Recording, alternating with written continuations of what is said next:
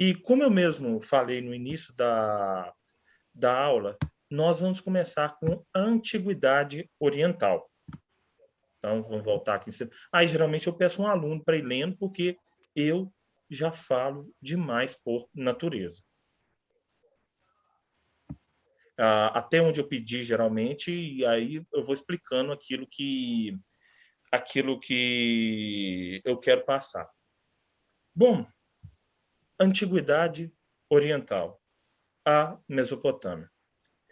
Deixa eu pedir a uma pessoa que eu pedi muito ano passado, se puder, lê para nós aí, Luiz, fazendo favor, até registro de povos sumérios que habitavam a região sul por volta de 4 milhões de Cristo.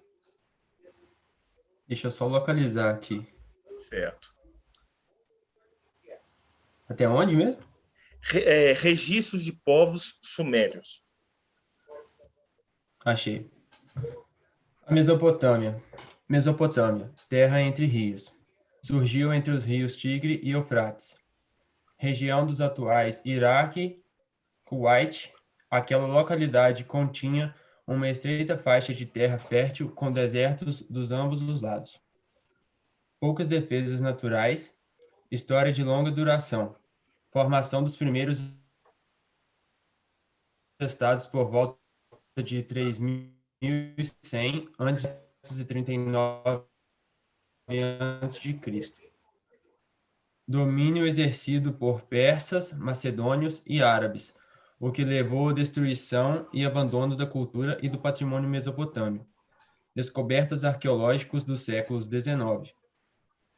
Análise de arqueólogos e historiadores em busca de uma compreensão das várias sociedades existentes naquelas regiões. Bom, vamos começar pelo significado da palavra Mesopotâmia, ou seja, terra entre rios. E por que a internet instável, coisa boa. Por que terra entre rios? Ou, na verdade, quais são estes dois rios? O rio Tigre e o rio Eufrates, que cortam a atual região do Iraque e a atual região do Kuwait. Bom, se nós formos parar para pensar, nós estamos estudando aqui a Mesopotâmia, uma região localizada no atual Oriente Médio, na Ásia. Mas, se nós formos pegar outros grupos civilizacionais antigos, como os chineses, como os indianos, e posteriormente veremos também os egípcios, foram civilizações que se desenvolveram à margem dos rios. E aí lembrem-se disso. Por quê? Porque na margem dos rios estavam as melhores terras, estava a água abundante para poder irrigar aquelas terras e a água também para fazer o deslocamento de mercadorias. Sendo que naquele momento, uma das principais formas de deslocamento era o barco. Então, água para irrigar e água para se locomover. Fez com que as primeiras civilizações, essas que eu acabei de falar, fossem conhecidas como civilizações hidráulicas, pois tiveram na força das águas um motor para o seu crescimento. E aí, no caso da Mesopotâmia, né, surge um grupo civilizacional. Bom, por que um grupo civilizacional? Aí eu vou para o bate-papo definir, assim que ele funcionar, né? Não está funcionando. Pessoal, depois, assim que o bate-papo voltar a funcionar, que de vez em quando ele dá essas agarradas, eu vou definir para vocês que um grupo civilizacional é caracterizado por pessoas que, em sua maioria, não se dedicam às atividades agrícolas. Então, as primeiras cidades da Mesopotâmia se formaram porque um grupo de pessoas maior passou a não se dedicar à agricultura. Se dedicava à agricultura, é lógico, sem agricultura não tem vida, não tem plantio, não tem colheita, mas eles começaram a se dedicar ao artesanato, ao comércio, às atividades sacerdotais. e as atividades bélicas. Então, por isso que nós podemos falar em civilização mesopotâmica. Mas a gente não tem aqui um grandioso império, por exemplo, como o egípcio e o romano, principalmente. A organização governamental da Mesopotâmia foi parecida com a Grécia. Qual era? A formação de cidades-estado. Ora se uniram, mas na maioria desses mais de 3.000 anos aqui, estiveram separadas. Bom, e meninos, uma curiosidade atual sobre a região, né? Principalmente o Iraque. Quando o Iraque e a Síria, né? Mais até a Síria na divisa com o Iraque.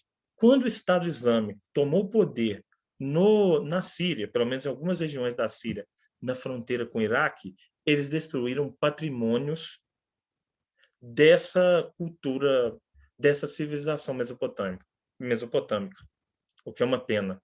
O mundo inteiro implorou para que eles não fizessem isso, mas eles fizeram. Foi uma pena mesmo, uma perda arqueológica, histórica muito grande, mas foi feito, né? Para a gente passar para a atualidade aqui, alguns historiadores, alguns técnicos em computação buscam trazer à memória aquilo que foi destruído por computação gráfica, reproduzindo nas salas, os objetos e tudo mais, né, por computação gráfica, para que não se perca a memória do que esses povos fizeram. Bom, mas voltando aqui, a gente tem, né, continuando. Luiz, pode ler de registros de povos sumérios até o Egito Antigo.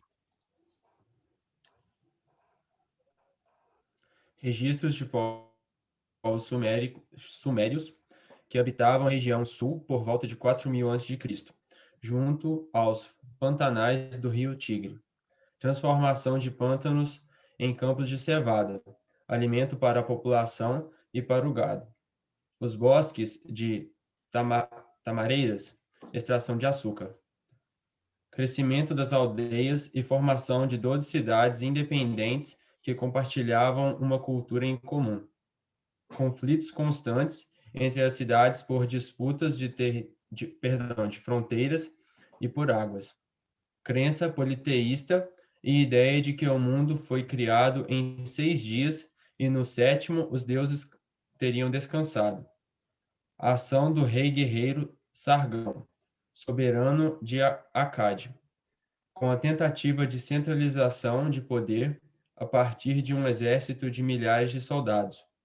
Centralização administrativa que favoreceu o intercâmbio comercial, com intensa atividade comercial de madeira, metais preciosos e produtos agrícolas. Fragilidade da região após a morte do rei Sargão e chegada do rei Hammurabi ao poder. Elaboração do Código de Hammurabi e herança de um elemento jurídico. Conjunto de obrigações da população junto ao Estado. Zigurats, grande edifício religioso em forma de pirâmide, com diversos andares. Então, vamos pegar das origens até o crescimento. Como eles, podemos dizer assim, construíram uma civilização numa região pantanosa, basicamente dreno.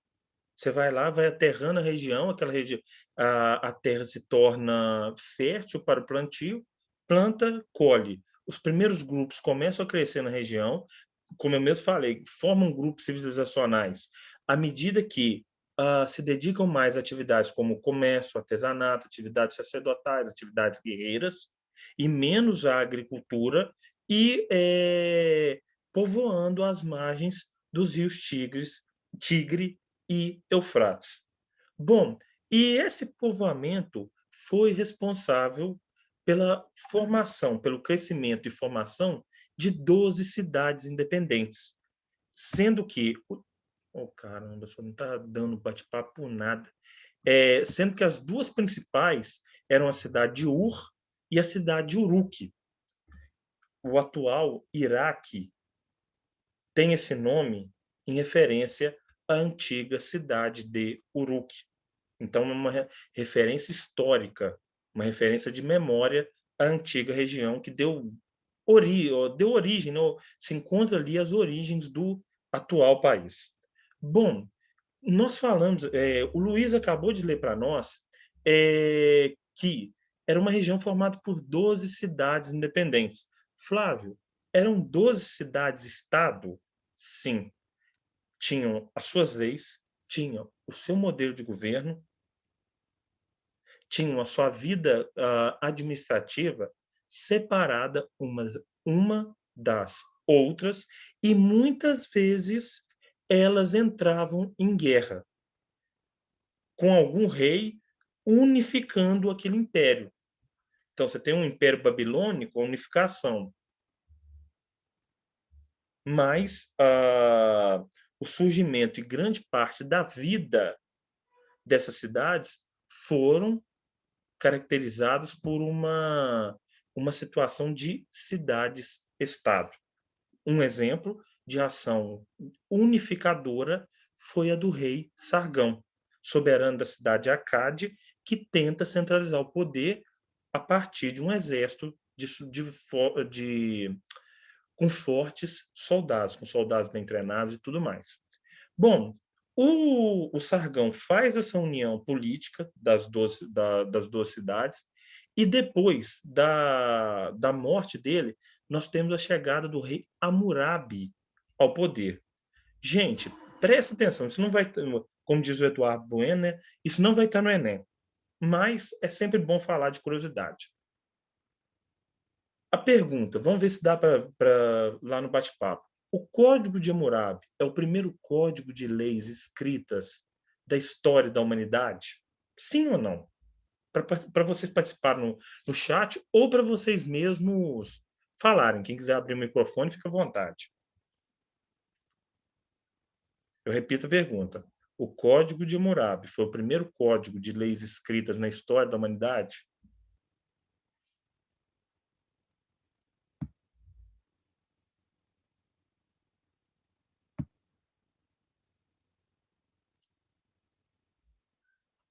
Lucas, o que você acha?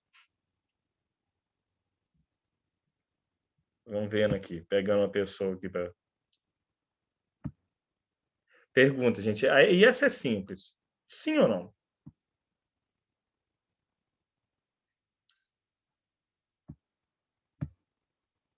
Lucas, o que você acha? O Código de Hammurabi foi o primeiro código de leis escritas na história? Flávio, difícil saber, né? Eu estudei pouco Mesopotâmia na minha vida, mas eu creio que sim. Bom, deixa eu fazer uma outra pergunta para outra pessoa aqui. Eu estou vendo o nome aqui, Galaxy A31. Como é que é o nome do senhor mesmo? Espera, deixa eu ativar o microfone.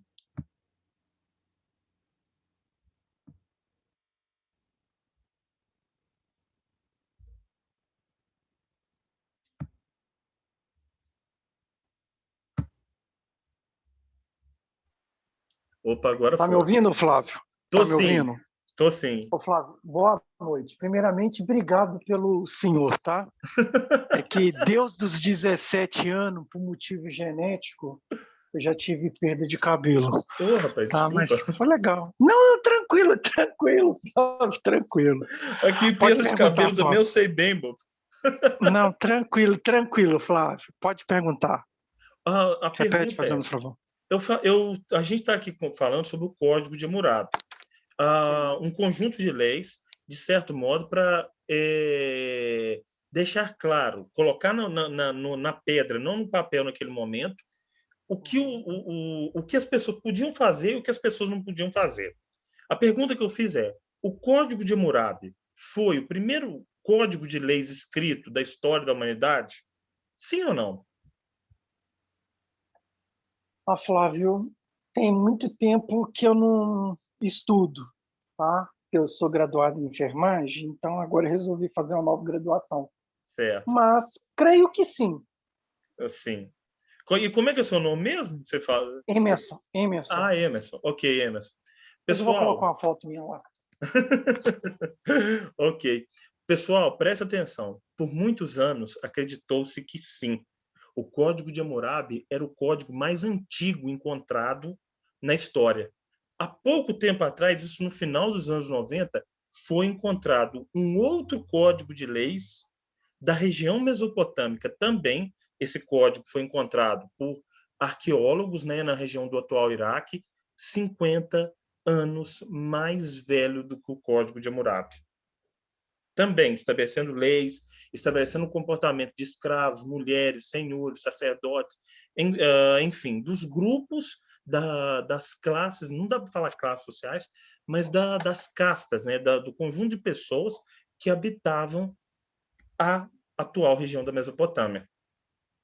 Ou seja, né, não, gente, o Código de Hammurabi não é o código de leis mais antigo da história da humanidade, mas é o código de leis mais antigo estudado por historiadores, arqueólogos, sociólogos, antropólogos e uma série de outras pessoas mais.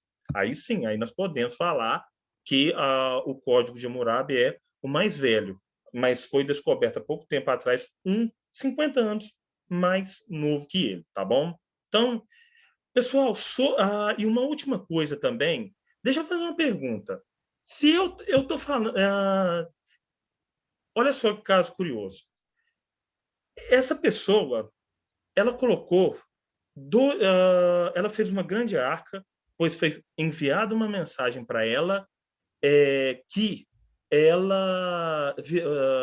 que viria um grande dilúvio sobre a terra, que choveria dias e noites ininterruptos. E era para colocar de 2 em 2 os animais, todos os homens, todos os homens, não, todos os animais, macho e fêmea, dentro de uma arca. De quem que eu estou falando, gente?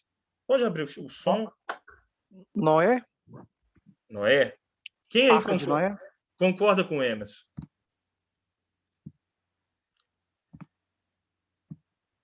Quem aí concorda com o Emerson, gente? Eu. Pode participar, gente. Eu não sei o que aconteceu com o bate-papo que está ali lascado, que aí vocês ficam mais à vontade no bate-papo. Também concorda, Gustavo? Sim, eu poderia estar falando de Noé, mas eu estou falando de Gilgamesh, Deus da cultura mesopotâmica, Deus da mitologia mesopotâmica. Louco, né? Ali também, assim como vocês viram, a ideia de criação do mundo em 7 dias. Em 6, né? No 7º, parada para descansar. Bom, gente, o que explica isso? Aí eu lembro para vocês do livro do Gênesis. De onde Abraão sai?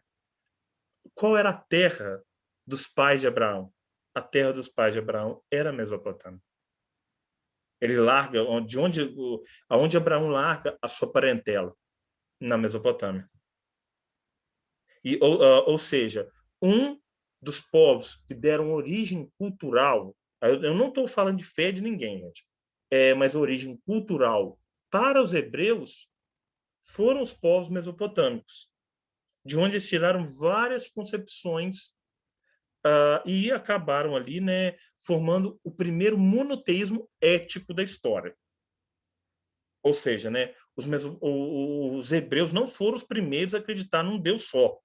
No Egito se praticou, por um tempo, a crença de um Deus só. Mas quem organizou aquilo num código de leis, num livro sagrado, como se seguir e tudo mais, e poder governamental, aí foram os hebreus.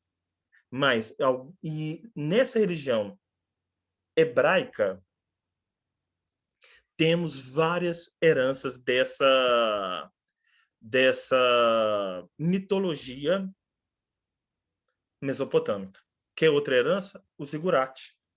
Qual é o zigurate mais famoso conhecido pela história? A Torre de Babel. A torre construída para os homens chegar a Deus. Gente, eu estou falando muito em religião, mas o assunto aqui, eu não vou me focar em religião, eu estou pegando ela para servir de base para a história, tá bom? E aí eu volto aqui no zigurate da Torre de Babel, que visava, né, os homens buscando chegar até os céus. E foi quando eles caíram e cada qual falou na sua língua, segundo o que está escrito na Bíblia. Mas provavelmente os arqueólogos nos falam que o que era a Torre de Babel era um zigurate, um grande edifício religioso. Não existiu só a Torre de Babel, logicamente, no qual os sacerdotes realizavam os seus cultos. Lembrando, gente, que aqui por isso que a gente fala numa civilização. Eles celebravam cultos, eles realizavam atividade comercial, eles realizavam atividade artesanal. Então, por isso que a gente fala aqui em civilização mesopotâmica. Falando em outra grande civilização, eis que chegamos ao Egito. Gente, alguma dúvida, alguma pergunta, algum questionamento? Estou sendo enjoado, que eu falo demais, gente. Pode falar? Fica à vontade. Explica o código de Hammurabi, fazendo favor. O que era o Código de Hammurabi? Um conjunto de leis escritas que ditavam as obrigações da população junto ao Estado. Algo parecido, não igual, parecido com a Constituição que norteia N países pelo mundo. Então, volto a repetir. Não dá para falar que elas eram leis, mas eram obrigações. Por exemplo, que controlavam a vida moral, a vida social, a vida do trabalho. Vamos dar um exemplo de um artigo do Código de Hammurabi, para eu falar umas besteiras, porque eu gosto de falar besteira também. Sai de religião para falar besteira. Meninos, presta atenção. Se a sua mulher fosse pega, você não fosse um escravo, se fosse um homem livre, se a sua mulher fosse pega te traindo, qual era o direito determinado pelo Código de Hammurabi? A lei do adultério. Alguém sabe? Assim, é pesada, né? O homem teria o direito de tosquiar a fronte daquele que está cometendo o adultério. Quanto à mulher, ela seria jogada com pedra amarrada aos seus pés, caso ela num rio. Caso ela sobrevivesse a essa pena, ela seria declarada inocente. E aí vem aquela velha máxima: olho por olho, dente por dente. Porque vamos falar um português claro aqui. Por que cortar as coisinhas da pessoa que traiu? Para ela, o Código de Hammurabi não oferecia justiça, ele oferecia vingança. Por isso que o lema dele era olho por olho, dente por dente. Mas qual que era a finalidade dele? Controlar as obrigações da população junto ao Estado. Para dar até limites também, porque o Estado não ia controlar tudo de todos. Então, logo, ele coloca esse conjunto de leis para uma maioria de população analfabeta, mas os sacerdotes vão falando essas leis nas suas ministrações públicas, e aí a população entra em contato com esse código de leis, código de obrigações da população, junto uns aos outros e junto aos estados. E, pessoal, era completamente desigual as relações. Se um escravo, por exemplo, fosse pego em adultério, ele era morto, nem cortava a fronte dele, não, vamos dizer assim.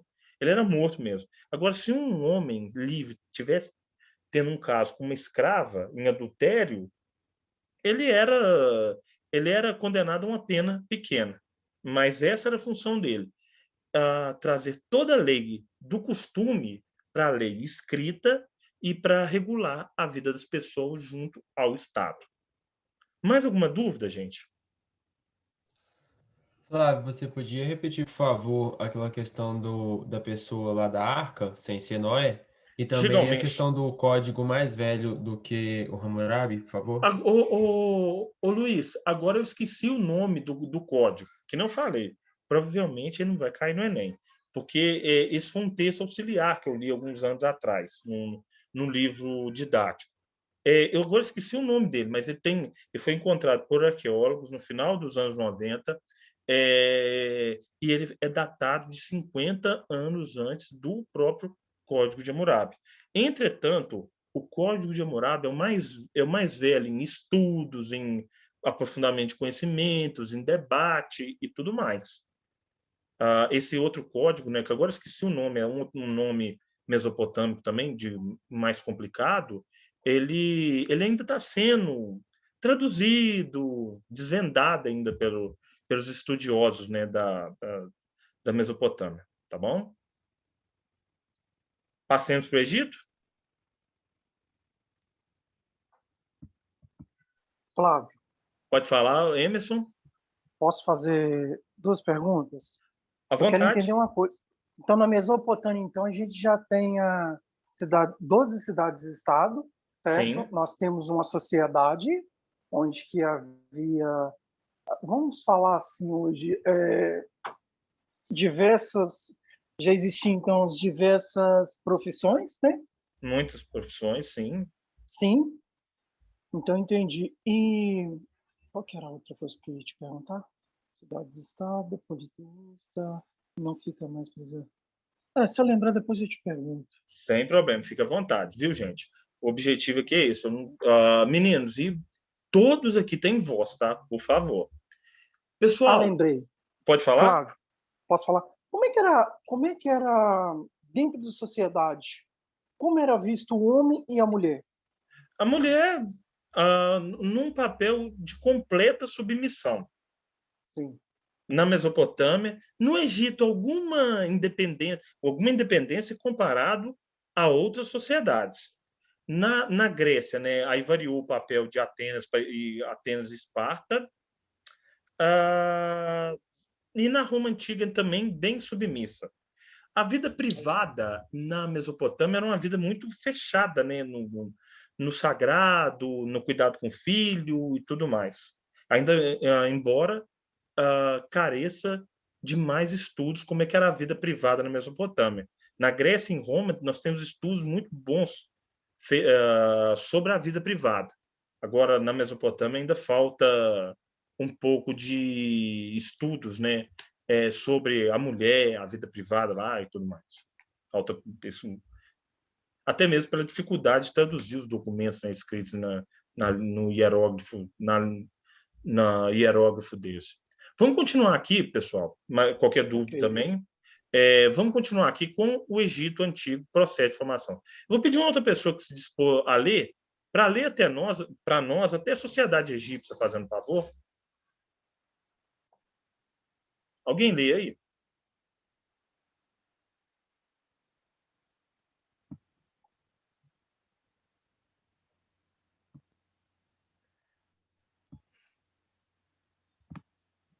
Posso escolher alguém? Eu leio. Tá. Então, quem pediu para ler? Íris. Iris, lê para nós até a sociedade egípcia, então, de processo de unificação até a sociedade egípcia. Concentração de grupos humanos junto ao rio Nilo no período da Revolução Neolítica. Formação dos nomos, reunião de grupos tribais, descendentes das primeiras comunidades agrícolas. Formação de duas federações, uma ao norte e outra ao sul. União dos nomos do Alto Egito e Baixo Egito a partir do governo de Menés, estabelecendo um governo unificado e administrado pelo faraó. Transformação dos nomarcas em funcionários do faraó, fiscalização das aldeias e cobrança de impostos. Bom, fazendo um paralelo, uma comparação entre o Egito e a Mesopotâmia. Se na Mesopotâmia você tem um conjunto de 12 cidades que se unificavam, dependendo da atuação de um rei, de alguma delas, né, a visão expansionista no Egito, com o processo de unificação terminado ali na dinastia, durante o governo do faraó Menés, você tem um império. Então, o Egito, dá para nós falarmos que o Egito Antigo foi um império. Então, você não tem uma cidade em si, você tem um império que reúne as duas partes. O Alto Egito, que é no sul, e o Baixo Egito, que é no norte. Então, né, isso aqui, para lembrar disso, gente, é só vocês pensar o contrário, né? Geralmente o alto está no norte e o baixo no sul. Mas no caso do Egito, não. O alto está no sul e o baixo está no norte. Por quê? Porque aqui é uma adoção geográfica a partir do que o rio Nilo corre. Então, onde está o Alto Egito? Está, né? Naquela região de nascimento. Onde está o Baixo Egito? Onde está o Nilo desaguando. Mas isso não é importante para um Enem, não. Quando o faraó unifica o Egito sob o seu governo, ele transforma os chamados nomarcas em uma espécie de prefeitos. Então, dentro das suas aldeias, dentro daquelas localidades, os nomarcas ficam com um poderoso poder. Entretanto, fora disso, eles devem respeito ao faraó. Tanto que a palavra faraó, gente, quer dizer, do próprio egípcio, né, da própria língua, ai meu Deus, oh, dificuldade, é casa grande. E por que casa grande? Porque envolve a união de duas coroas, podemos dizer assim, né, sobre um mesmo governante. E aí, né, ele assume esse título de faraó, de casa grande, e passa a governar toda a região do Egito Antigo, tá bom? Então, eu vou interromper o compartilhamento aqui.